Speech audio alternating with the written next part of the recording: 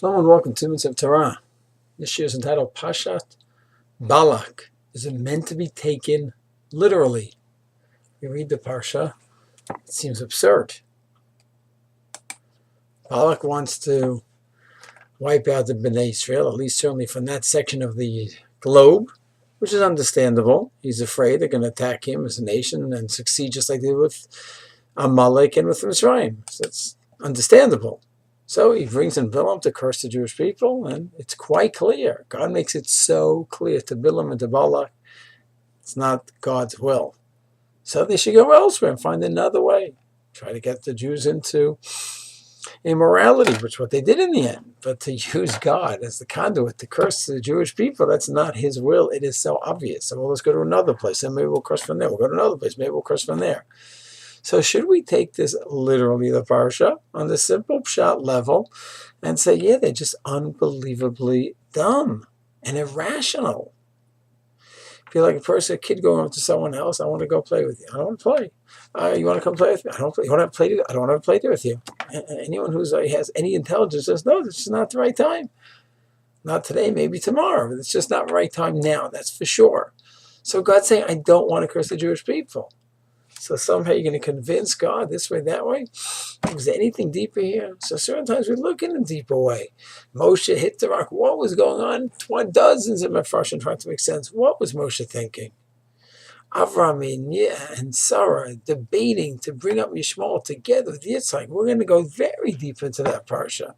Most we go ahead and take our thumbs out over here as well. What exactly are they thinking? I'm wondering if we don't need to do that here. We don't need any analysis. When it comes to Moshe and Avraham and Yitzhak and Yishmael and Sarah, we're talking about Avraham and Sarah, Chachamim, people who have minds and they use their minds. We want to say, what is their shita? Let's make sense of this. And even if one of the Avos and the Shvatim made a mistake, what were they thinking when they made such a mistake? When it comes to Bilam, vicious anti-Semitism, I don't think you need to go ahead and analyze it so much, because the mind is gone. The subconscious hatred to the Jews just takes over, envelops the person. There is no rational explanation for the activity. And yes, God could say no, and Bilam will be convinced yes. God says not here. Bilam will convince over there. God says not over there. Or maybe over there. It doesn't make any sense. You don't lead the rest of your life this way, Bilam or Balak. You're a little bit more rational in other areas of life. The answer is yes, that's true.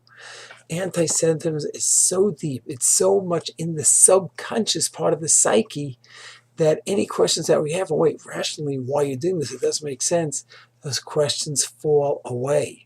Because there's only when one is dealing with the rational mind.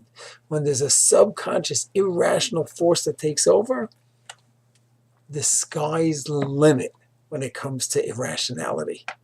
And yes, it was so obvious that God had no will to curse the Jewish people, it didn't make a difference.